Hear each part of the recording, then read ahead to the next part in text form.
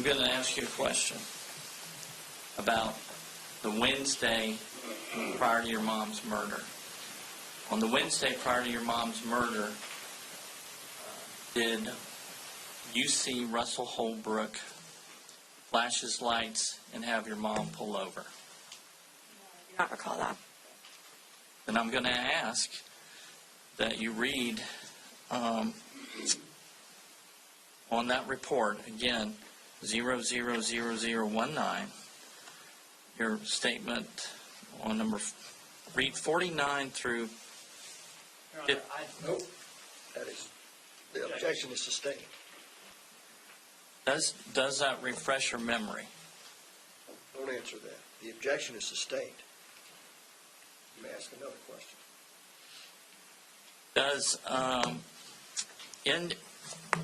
I'm going to ask you, did that same evening that you were at Tiffin Court on that night, Wednesday night, do you recall or remember Russell Holbrook being at your house? On Wednesday? Wednesday. Yes. Okay. Do you have a recollection of your mother and Mr. Holbrook going into the house? No, I do not. Okay.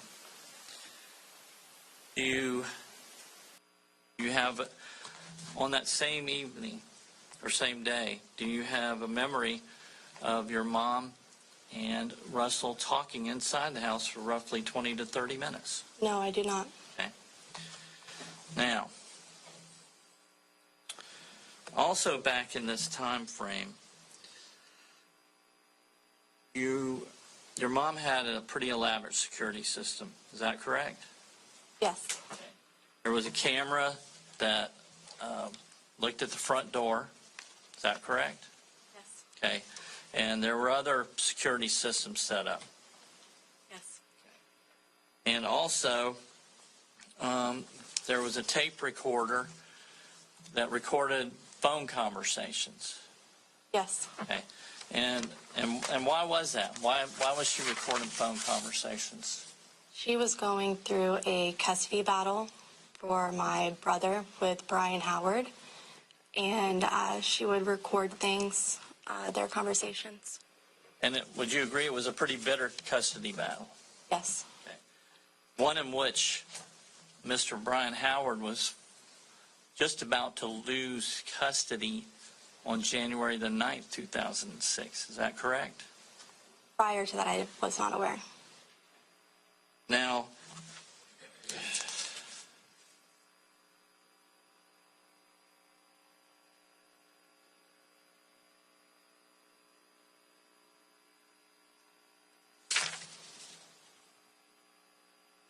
also during this time frame, when you were living with your mom, she also kept a diary or a journal. Is that correct? Yes. And she wrote in it on like daily, just about. I don't know how often she wrote in it. She had a journal and she wrote in it. Yes. Okay. And you were aware of that? Yes. Okay. Now, also, where did she keep that diary most of the time? I believe in her bedroom. Okay. On her nightstand by her bed? I can't attest to where she kept it. I just would see her in her bedroom writing in it. It was pretty important to her, was it not? Yes. Okay. And she also kept a Bible by her bed, too. Is that right? I don't recall. Do you recall her having a Bible? Yes. Okay. And you also stated earlier that y'all had a rather large dog named Rusty, a Labrador. Is that right? Chocolate Lab, yes. Yes. Okay.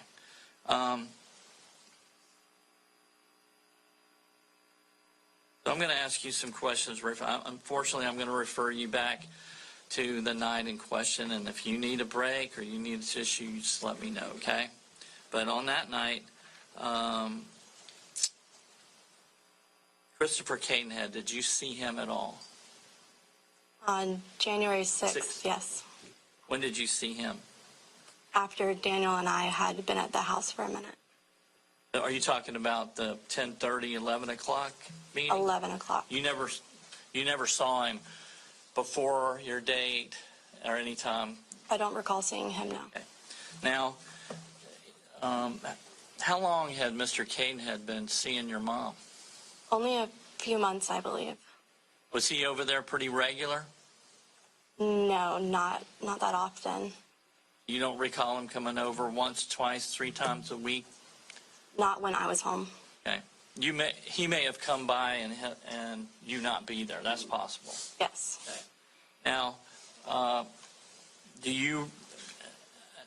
you aware that your mom and him were becoming intimate? Were you aware of that at that time, or at 15 you weren't paying I attention? mean, they were dating. I knew that much. Okay. Now, did your mom seem to be pretty enamored or seem to really like this guy? I can't really recall.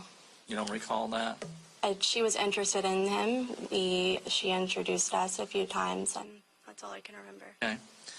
Now, did he ever spend the night over there, to your recollection? Not when I was home. Okay.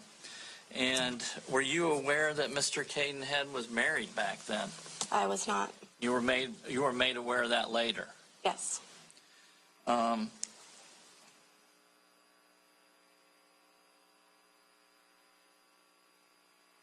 So on this night, you were there at the house with your mom, and Taylor was also there. Is that right? I don't recall Taylor being there. You don't? You have no recollection of your mom taking Taylor to the Aztec and dropping him off at a birthday party?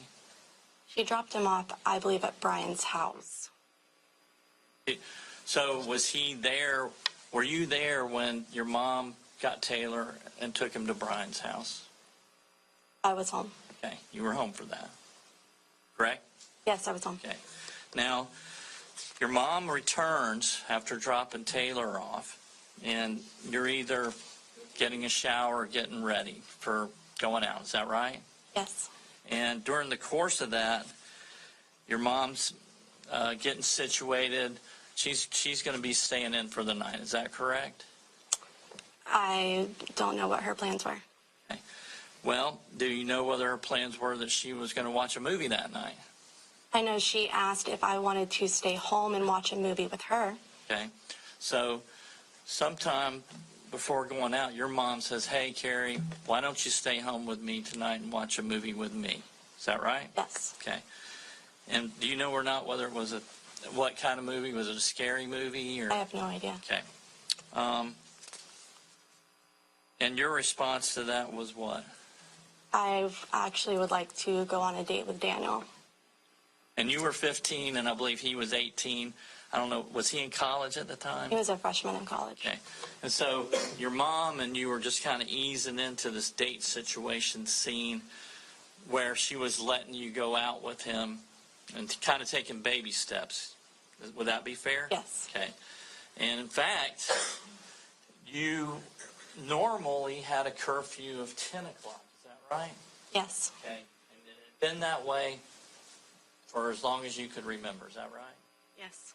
But on this night, for some strange reason, she says, "Hey, I'm going to give you curfew to 11 o'clock. Is that right? Yes. Okay. And no one else knew about that, did they? No. And no one else knew about that your mother had asked you to stay home with her and watch a movie that night? You were the only two that would know that. Unless she told someone after. I don't know.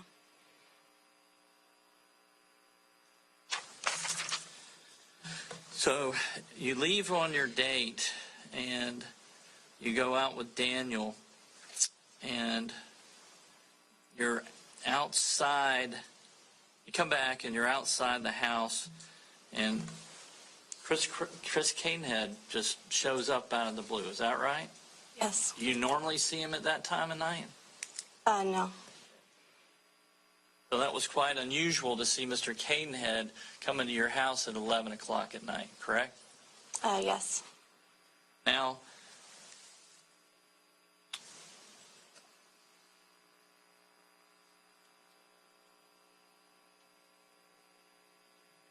I guess you were, at some point in time in the last couple of years, at some point in time, I believe someone informs you that they believe that they have a DNA match. Is that right?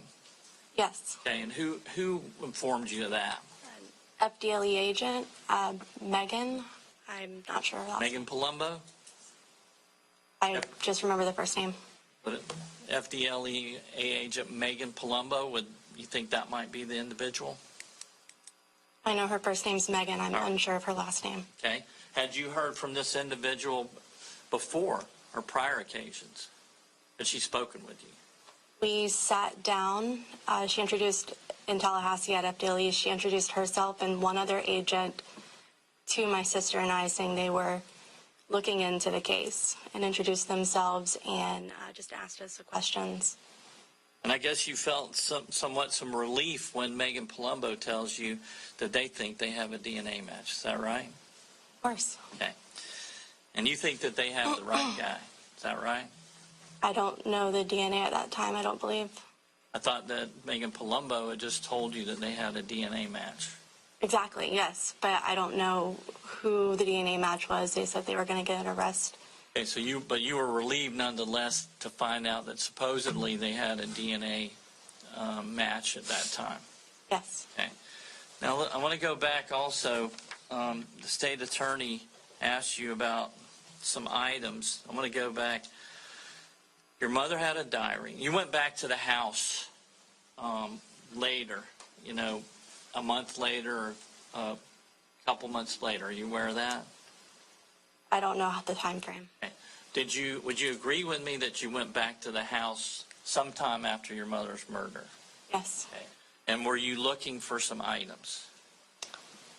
I wouldn't say we were looking for items. We had the house released. We were just trying to Okay. All organize. right, you weren't looking for items, but let me ask you about some things. Was your mother's diary or journal in the house? We did not find it. Did you look for it? Yes. Okay. Did you look for a tape recorder? I don't believe I specifically looked for a tape recorder. Okay. Were you aware that your mother had 2 tape recorders? Yes. Okay. So you were aware she had 1 micro recorder and 1 Radio Shack larger recorder. Is that correct? Yeah, one was like a handheld, and one was by the phone. Okay. So 1 smaller handheld recorder and another larger one. Is that Yes. correct? Okay. Did you find those? I can't recall. Do you remember seeing them there? I can't recall. Okay. What about tapes, possible tapes? Did you find any tapes that would have been put in these recorders? I can't recall. Okay. What about, was there a digital camera that your mom had? We had one, yes. And did you find that there? I can't recall. Did your mom have a Bible? Yes. Okay. Did y'all look for that Bible? I can't remember what we packed from the house. Do you remember seeing the Bible? I can't recall. Do you have a copy of it? I do not have her Bible. Does Christy? Not that I'm aware of. But your mom had a Bible, and now you don't have it, nor Christy has it. Does Taylor have it? I do not know. A green beanbag chair. Wasn't there normally a green beanbag chair in the house at that time frame? I remember there being one, yes. Okay. Do you remember not seeing it later? Yes. It was missing. It was not there, yes. Okay. That's all the questions I have at this time. Well, let me check. That's all the questions I have at this time. Mr. Drake, do you have questions you'd like to ask based on those? Yes, sir. Go right ahead, please.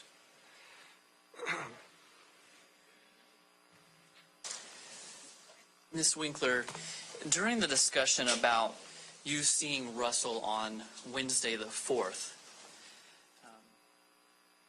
Mr. Jarvis had asked you if you remembered Mr. Holbrook following you back to the house, the flashing the lights. Do you recall what I'm talking about? Yes. And I want to make sure that I heard your answer correctly. So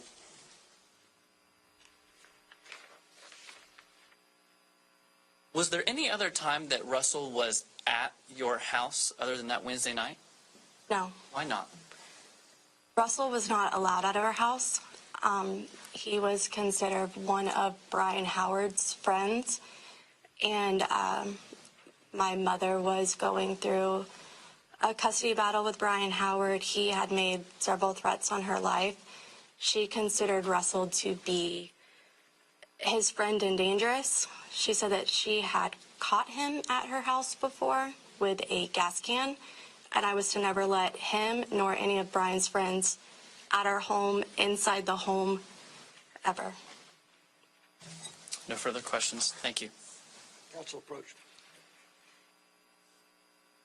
All right. You may step down.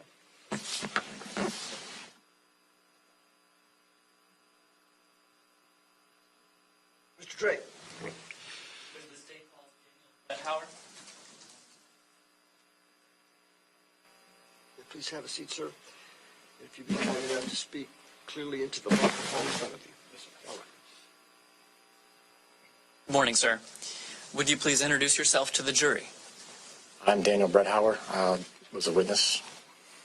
Mr. Brethauer, could you spell your last name for the court reporter, please? Brethauer. What city do you currently live in? Crestview. And what do you do for a living? I'm a student at the University of Florida in Milton. How old are you?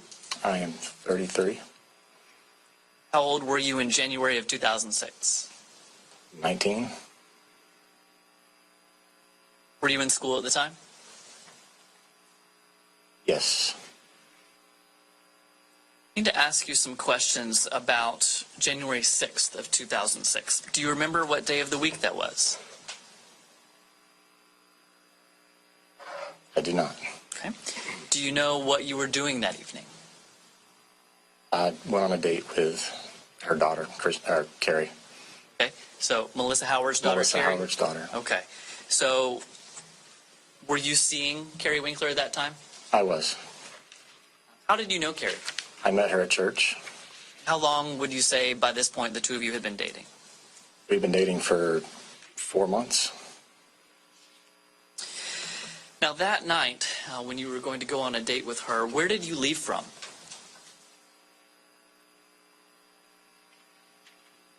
I want to say I left from her house.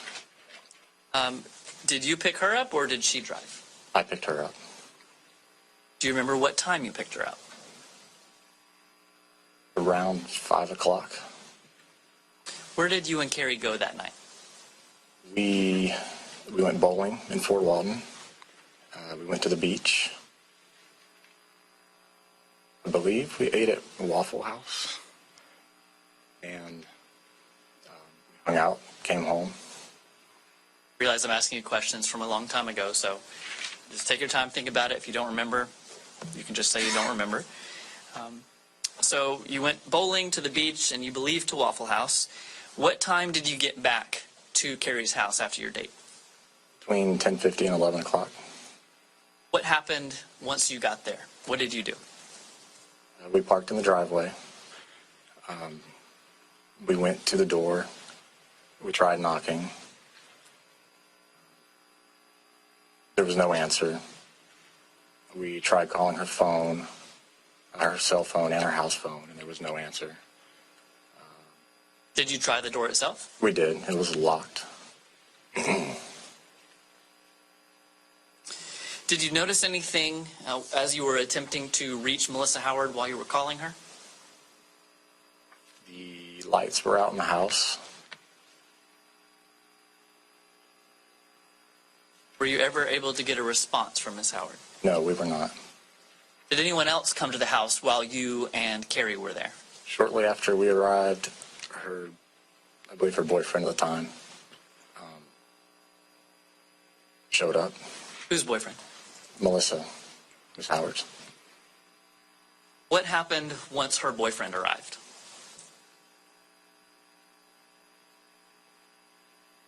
Keri and he hopped over the fence on the right side of the house. They were going to try to open the back door, see if the door in the back was unlocked. Did you go in the backyard? I did not. Keri did. She hopped over the back fence. The back door was locked. She was not able to get in. there was a dog and their dog in the backyard. It was 30 degrees outside, which was strange, not normal. So once Keri had hopped the fence, realized the doors were locked, did she come back to the front? She did. All right. What was the decision-making process at that point as to what to do? At that point, we weren't able to get in. I believe she tried to go around to the left side of the house to beat on a window, knock on a window. And at that point, I used FedEx ID card, like a credit card, to open the bottom lock, and I opened the door. Was the deadbolt locked? It was not. Did you go inside Melissa Howard's house? Not at that point. I actually waited for them. Did you at some point go inside? I did, yes. What did you see once you went inside? Saw her body across the floor, or across the room on the floor, right as you walked in the door. You could see it right when you walked in the door on the far side of the living room. I believe that I saw a rose, later confirmed from the picture that it was a toy on the floor. She was laying in her own blood. Did you see anyone else touch Melissa Howard's body while you were there? No, I did not. How would you describe the general state of the room? It was a mess. Was it normally a mess? No. So at this point, when you've gone in, you've now seen her body on the far wall, or at the far wall, the room's a mess. What did you do in response to that?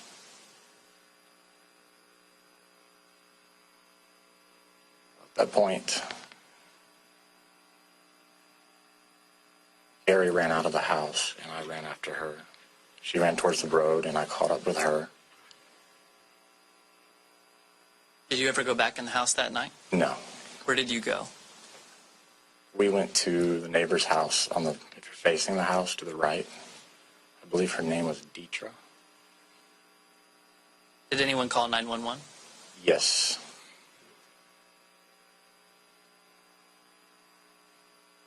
Her boyfriend. Whose boyfriend? Miss Howard's. Chris Cadenhead.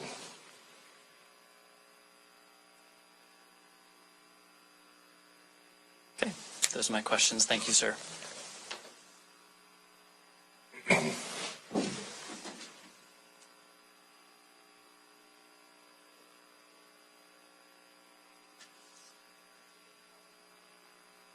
Name is Scott Warwick. Do you remember meeting me? Yes, sir. And we met at a deposition a few months ago. Is that correct? Yes, sir. Okay. I just got a couple of questions for you. Do you remember the Wednesday before this occurred? I think it would be Wednesday, January the 4th. Is that correct? Yes, sir. Because this occurred on January 6th, right? You may not know the dates exactly. I'm talking about 2 days before, the Wednesday before. Follow me? Okay. Do you recall being at Keri's house where she lived with her mother, Melissa Howard, and two people coming to the house, being at the house? Do you recall that? No, sir, I do not recall. Do you recall, so you don't recall two people being there the 2 days before? No, sir. Okay. Give me just a second, Your Honor.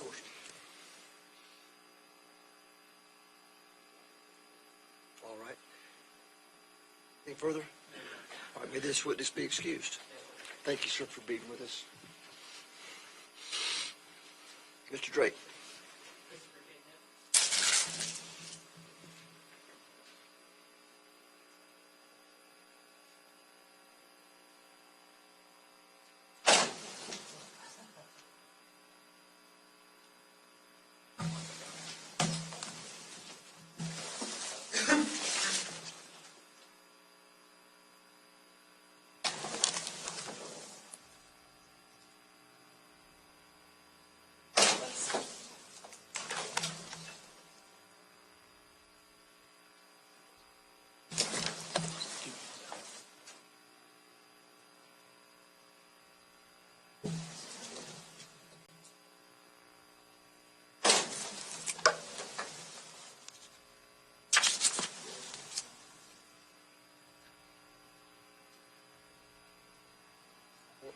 Good morning, sir.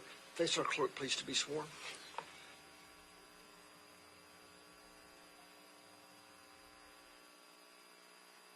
Please have a seat and speak clearly into the microphone. And Mr. Drake, go right ahead, sir. Thank you, Judge. Good morning, sir. Good morning, sir. Would you please introduce yourself to the jury?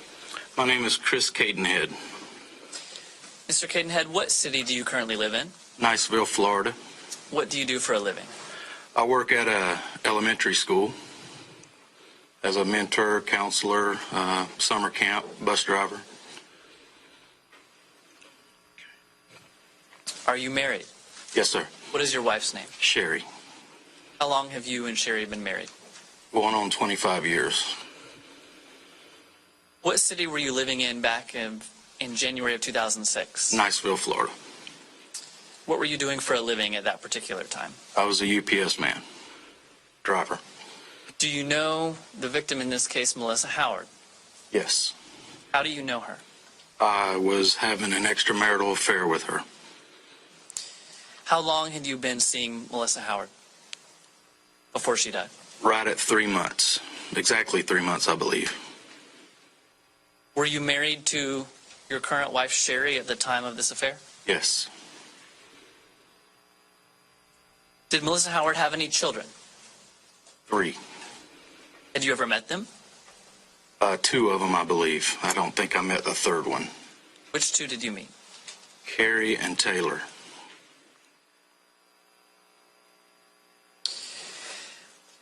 I'd like to ask you some questions specifically about January 6th of 2006. Do you remember that day? Yes, sir. Were you at work that day? Yes, sir. Where were your routes for UPS? All over different parts of Crestview, mostly the north end. Could you describe what your shift was, when it starts, when it ends, and just how a typical day would go for a UPS driver?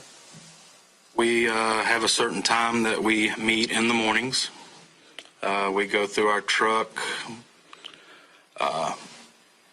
We disperse after a morning meeting and then go to our routes and do deliveries in the morning or all day, but then pickups in the afternoon. And then almost 100% of the time there's more deliveries to be made. So then we finish the deliveries, finish our route, our last stop, and then go in back to Fort Walton. Were you afforded any breaks as part of your Yes, shift? 1 hour. And it can be taken at one time or in segments. At this time that you were dating Melissa Howard, how would you take your breaks? I would skip my lunch during the day and take it on the end. So after my last stop, I would have an hour at the end of the day. Now, on January 6th of 2006, were you working that day?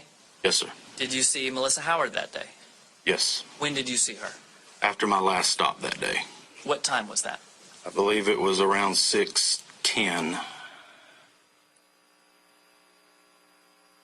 Did you go to her house? Yes, sir. How long were you present at her residence? Less than an hour. Just less than an hour. Was anyone else there while you were visiting? Did you have any interaction with him while he was there? We played Uno on the floor, all 3 of us. Was he there the entire time you were with Melissa? No, sir. At what point did Taylor leave? He left about 6:25, 6:30, somewhere in there. Melissa took him to Azteca restaurant up the road. Did you go with Melissa when she dropped Taylor off? No, sir. Where did you go while she was gone? I stayed and watched TV. How long would you say that Melissa was gone? 10 to 15 minutes. I apologize for the personal nature of this question, but was your relationship with Miss Melissa Howard intimate? Yes. Were you intimate with her on the night of January 6th of 2006? No.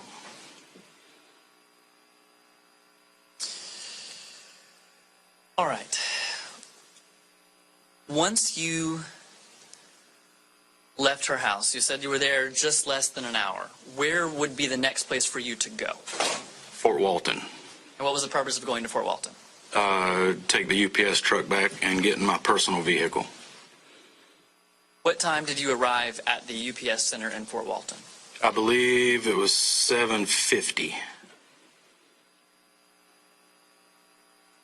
Could you describe the procedure for closing out the end of your shift? You said you have to take the truck back. So Yes, sir. pick up from there and just explain for the jury what you did. You take your truck back and park it, and then you gather all your belongings. Sometimes they'll have you unload whatever you picked up during the day.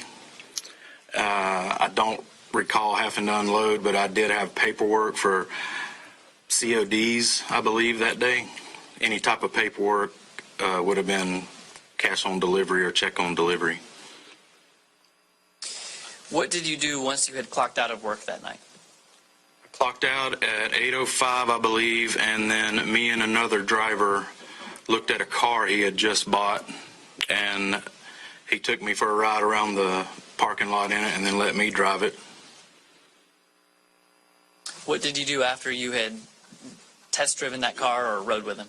I got in my vehicle and headed home. What time did you arrive home? Approximately 9:15. What did you do once you were at your house?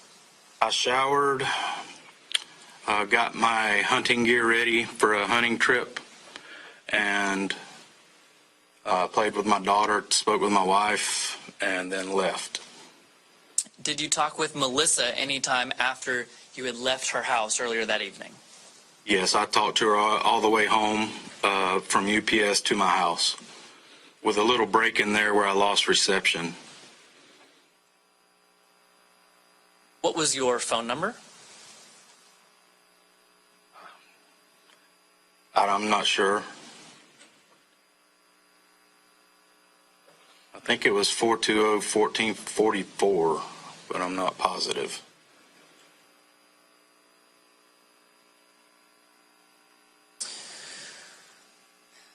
All right, so you had mentioned that you were going to a hunting camp. Yes, sir. Is there a point where you left your house to go do that? Yes, I left around 10:15. All right, if you could just take me through the next few minutes. You are leaving your house to go to the hunting camp. Where did you go? What happened? I had backed out of my driveway and remembered something that I forgot. I think it was a can of Skull. And I called my wife on the house phone to have her bring it to the door for me. She did. So then I left and stopped at a Texaco for energy drinks and some Stacker 3 pills for the weekend. I was going to get coffee there, but I knew the Texaco probably didn't have fresh coffee because they closed at 11. So then I drove to the Tom Thumb at 285 and Palm. And I went in there and got coffee. Were there any other phone calls with your wife that night? Yes, when I left the Tom Thumb at about 10:48, my wife called from our phone to tell me about a little prayer my daughter had said for me. And I spoke with them for a couple minutes, and then I headed to Crestview. Now, where was the hunting camp that you were going to? It was in just outside Louisville, Alabama. Now, you said you were heading to Crestview. What was the reason for going to Crestview? I was going to stop in and see Melissa just for a second, just for a minute, because I knew I had a long drive ahead, so I wasn't going to stay long. Did Melissa know about those plans? No, sir. Did there come a point where you could not reach Melissa by phone that night? I tried calling her when I turned on Valley Road, just after 11, What city is Valley Road in? Crestview, Florida. What number were you calling her on? I called her cell phone, and then I believe I called her house as well, and no answer. What did you do when you couldn't reach her? Called her a couple more times, and then just kept driving to her house. What time roughly did you arrive at Melissa's house? I believe it was 11:13. Was anyone there when you arrived? Yes, her daughter Keri and a guy she had gone on a date with, Daniel, was under the front porch light, huddled together. What did you do when you arrived? You see them at the front porch. Did you get out of your vehicle? I did. Where did you go? I hollered from my car if they had heard from Missy, and Keri said that they can't get her to answer the door, but we could hear her phone ringing inside. Did you try to get in the house?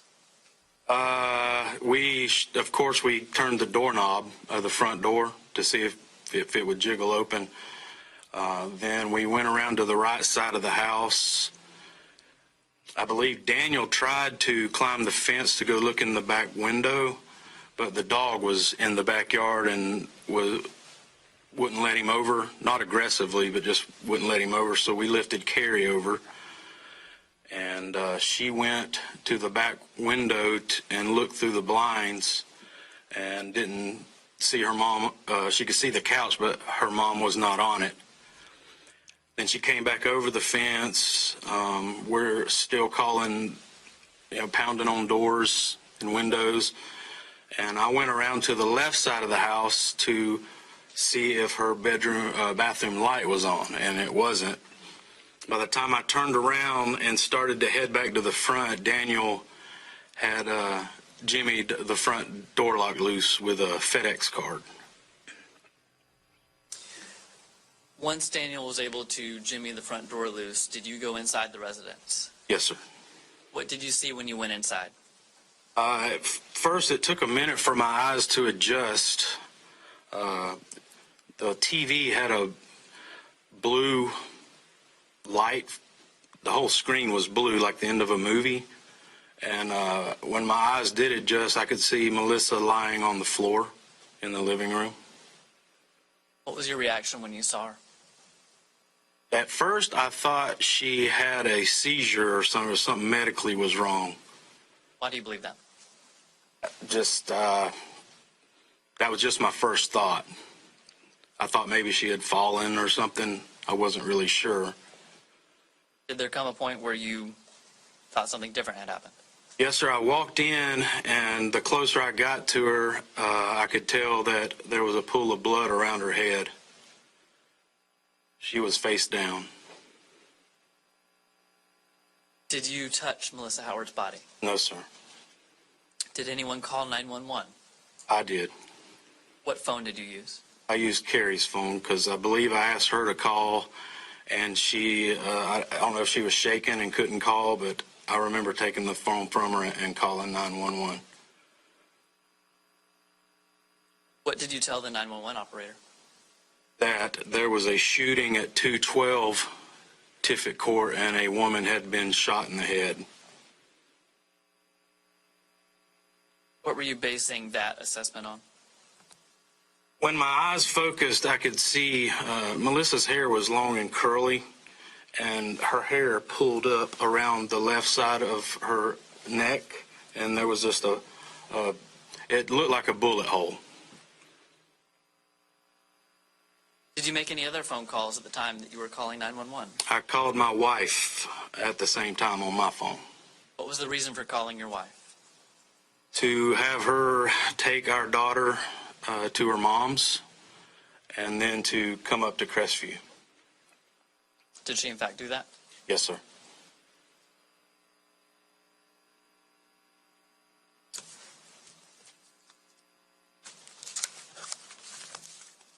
Judge, may I approach the witness? Yes.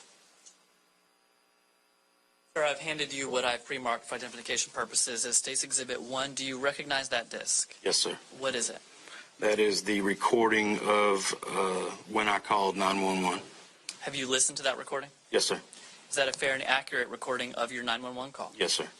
Judge, at this time, I move State's Exhibit 1 into evidence. One will be admitted without objection. Thank you. Judge, I'm going to attempt to hook this up so that we can all hear it. Understood.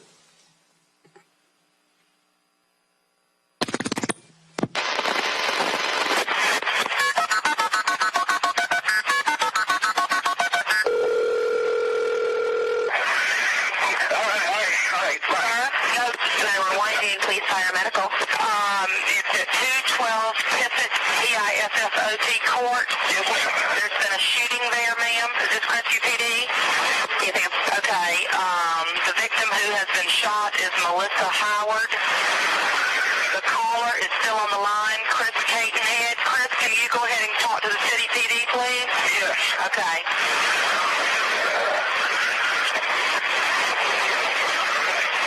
Ma'am, are you on there with us? Hello? Hello, it's the Crestview Police Department. Are you on here? We're on here. My name's Chris Cadenhead. Yes, sir. Go ahead. Ma'am, did you understand what I said? Hello? Sir, can you go ahead? Ma'am, this is Okaloosa SO. There's been a shooting. Yes, ma'am. I got that information. I was trying to get him on the line. I couldn't tell if he was still on. Okay, Chris, are you on the line? Yes, ma'am. Okay, I'm going to disconnect and you talk to the city police department. Yes, ma'am. Go ahead. Okay, sir? Yes, ma'am. You said you're on Tiffett Court, correct? 212? Tiffett Court, yes, ma'am. T-I-F-F-O-T. Okay, how long ago did this occur? I don't know. I just came from Nashville. Was heading to Alabama and was going to stop in on a friend, her daughter, and her boyfriend was outside. Couldn't get in. We all thought that they got locked outside. And the boyfriend... Okay, she breathing? Down to the house, and Melissa's dead on the living room floor. Okay, she's unconscious, she's not talking to you, anything? No, there's blood everywhere. Okay, is she breathing? Can you get a pulse of any kind? I haven't even touched her, no ma'am. I didn't want to mess with nothing. She's been murdered.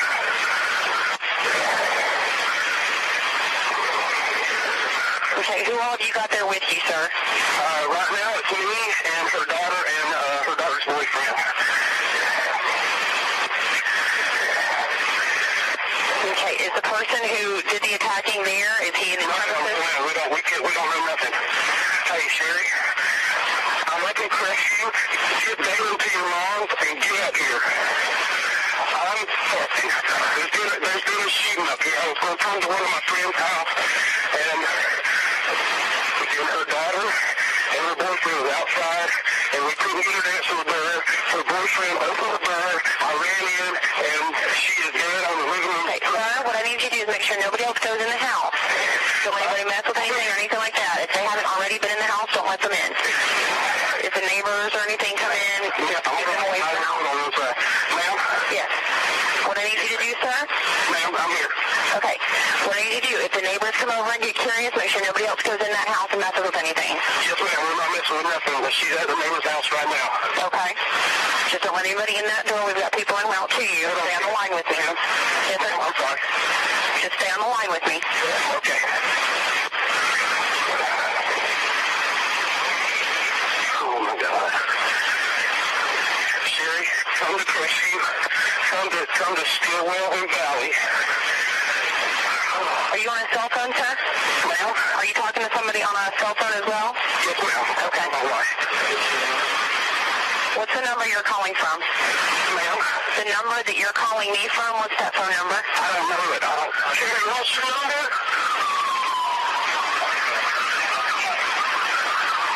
Sherry, the phone number. No, Sherry. God dang it. I can't believe it.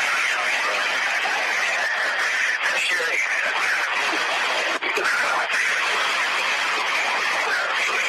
We don't know yet. Okay, when the police get there, there's going to be people getting curious, so just make sure that you guys... Yes, ma'am. Go ahead and keep everything contained for me. All right, bye. Okay, do you see the police officers? There's a bunch of them here. Okay. I'm going to go ahead and let you go. You can give them any information you've got.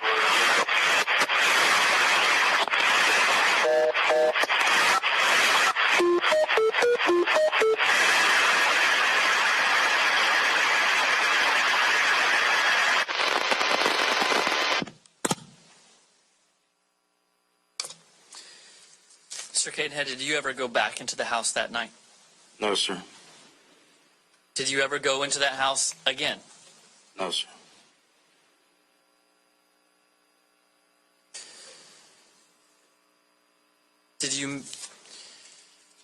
Did your route normally include, your UPS route normally include the area where Melissa Howard lived? Yes. Did anything change after her murder? I couldn't go down there for months, and luckily I had a couple drivers next to me that would take those 2 streets off of me and deliver them for me. And finally I got to where I had to just quit depending on them and put more work on them, so I finally got the courage up to deliver down there again. Thank you. I have no further questions. I'll hand this to the clerk. Mr. Jarvis.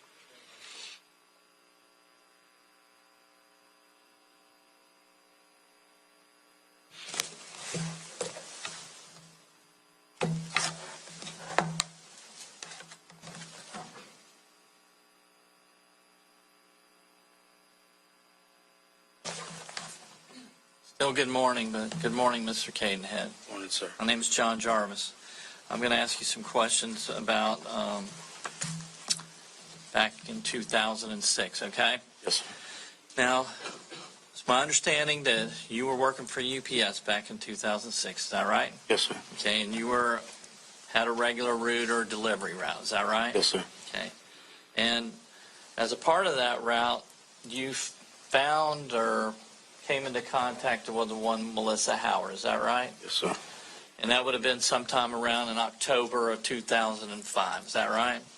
I believe the first time I ever spoke to her was October 5th of 2005. So that would be accurate. Yes, sir. Okay. And somehow from that first meeting, you two hit it off for whatever reason. Would that be fair and accurate? Yes, sir. Okay. And you began seeing her more regularly, is that right? Yes, sir. And in fact, things became intimate. Is Yes, that sir. correct? Yes, sir. Yeah. Okay. And during your, and I guess you called them UPS lunch breaks. You called them a lunch break, but the truth of the matter is it was like around between 6 and 7 for you. 6 p.m. Sometimes earlier. Yes, sir. For the most part, was it around 6 to 7 though? I'm not sure. I'm not sure the average time. Was that generally when you went over to see Miss Howard? It was always at the end of my route.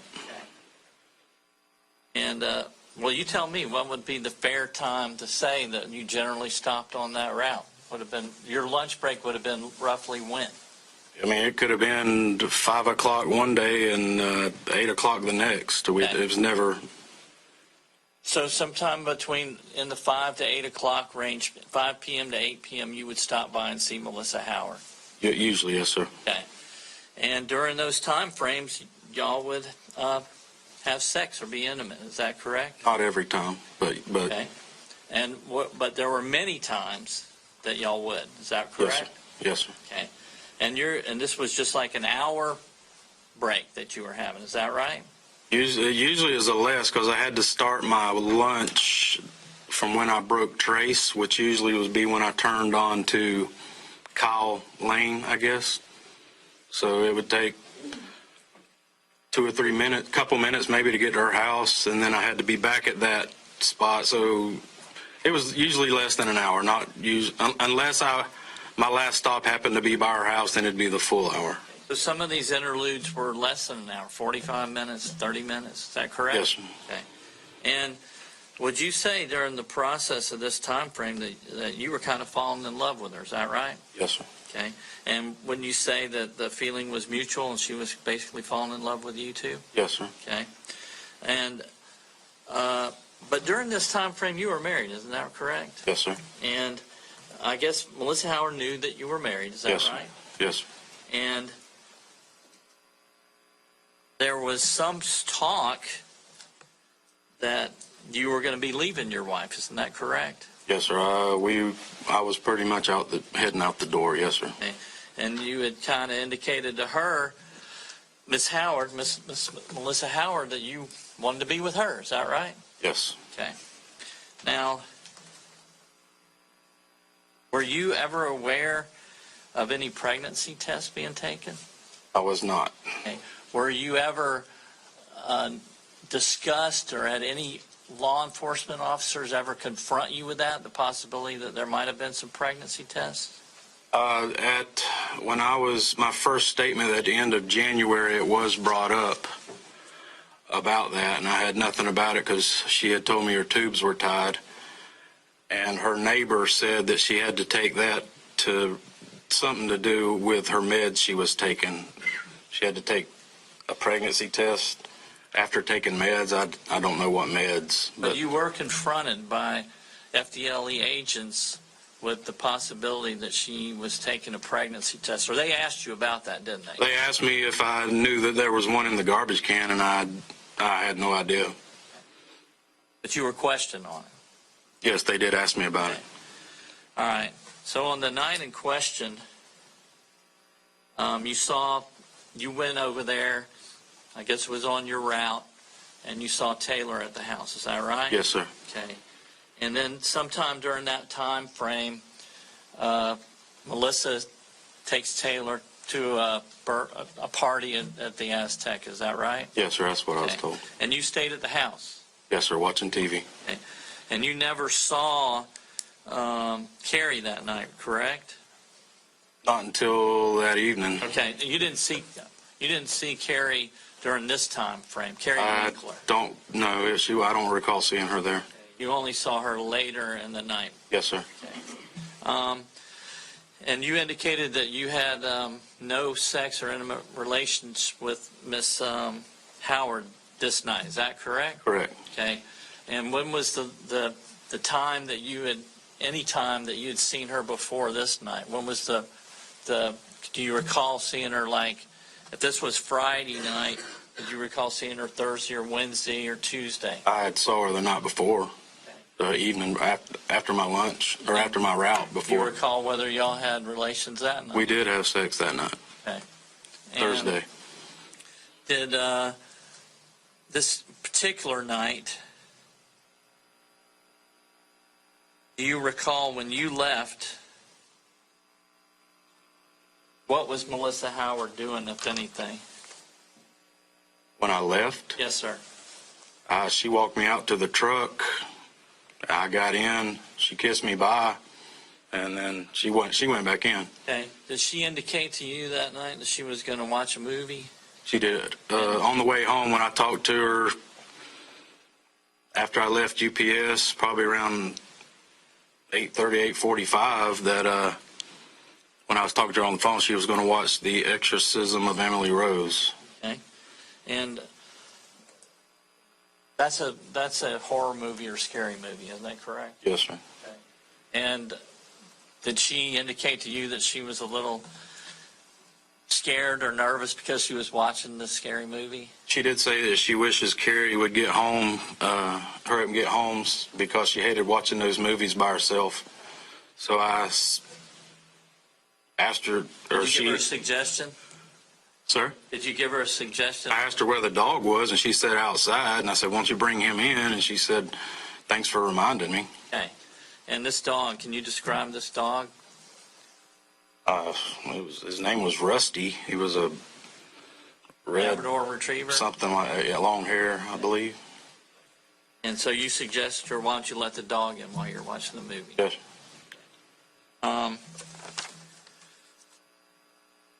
And so you left Melissa Howard's house, and you went to the UPS truck station to unload your truck, to turn your truck. Yes, sir.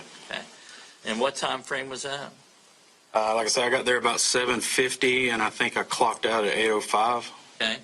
And what did you do after that?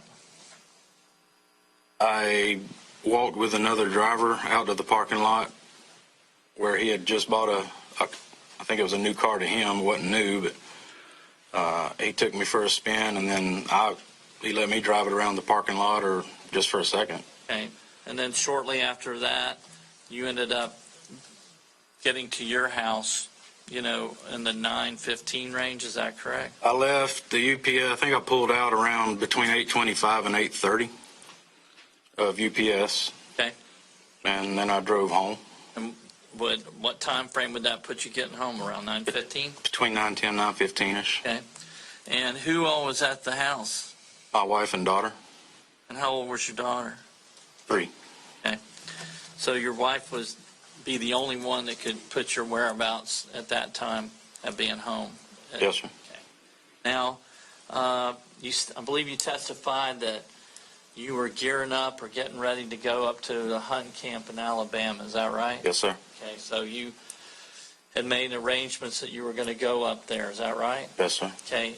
And normally, wherever this hunting camp is, the most direct route that you would take would be to go up 285. Is that right? Correct. Okay. And in fact, you were on that route to go up 285 when you left the house. Is that correct?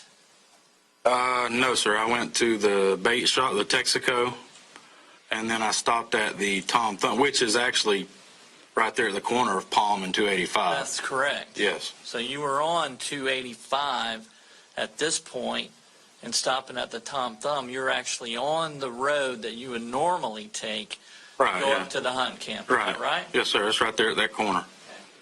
And so somewhere around this time, you make the decision, and it was a spur-of-the-moment thing, that you're going to stop by and see Melissa Howard. Is that correct? Yes, sir. So you turned down college, I believe. No, sir.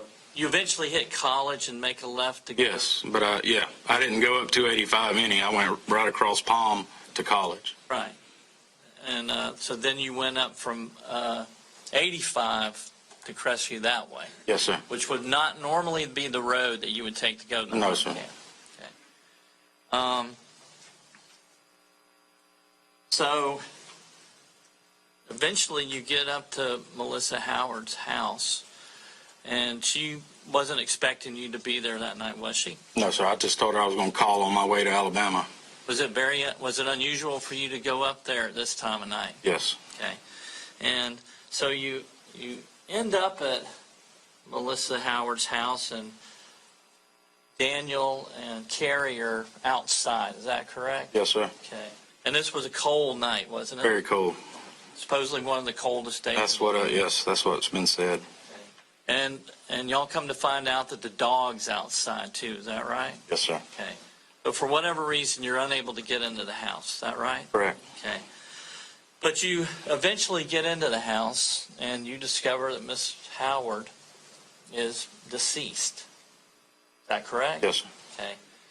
And so it's at this time you get Keri's phone or your phone, and you call 911 to let them know about this. Yes. Is that right? Yes. And yet you're also on the phone, your phone, calling your wife at the same time. Isn't that correct? Yes, sir. You're on 911 in one hand and your wife in the other hand. Yes, sir. And she's finding out for the first time that you're having this affair with this woman that's now dead. Is that correct?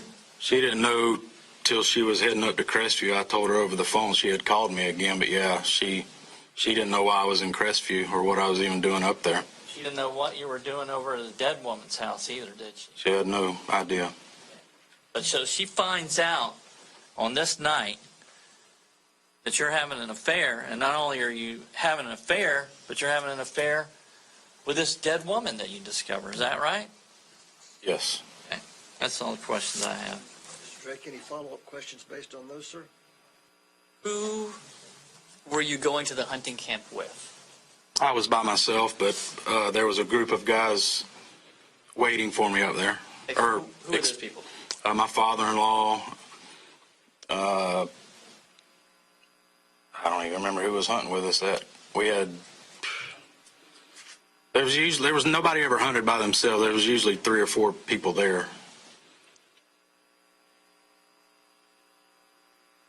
And you indicated that there was another phone call to your wife that we did not hear recorded. Is that right? Or between you and your wife, I should say. Yes, when I was heading to Crestview.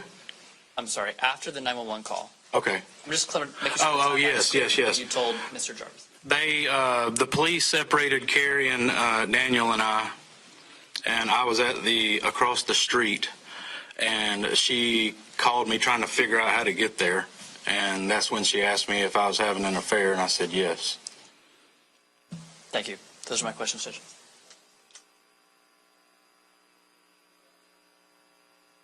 Did you wish to ask a follow-up question? I'll give you that opportunity. Certainly.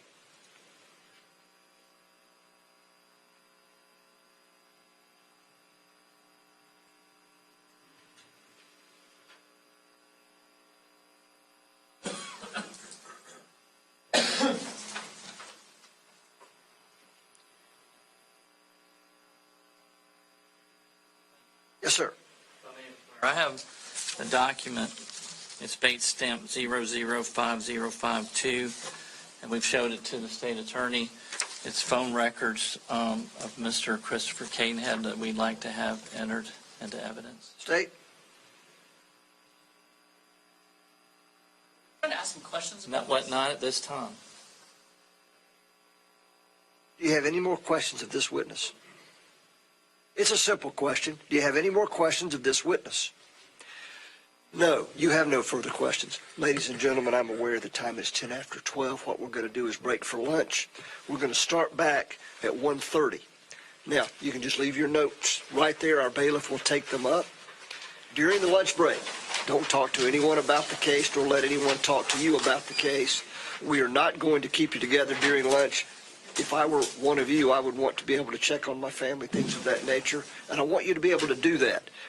If anyone does wish to talk to you about the case, tell them you're on the jury trying the case and have them stop. If they don't, bring it to our attention and we'll deal with it. All right? Okay. We'll be in recess. Thank you. All right, everyone can be seated. We'll be in recess until 1:30. Very good.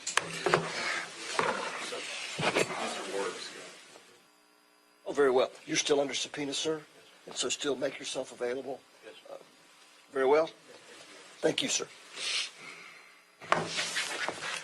Nothing? That's good.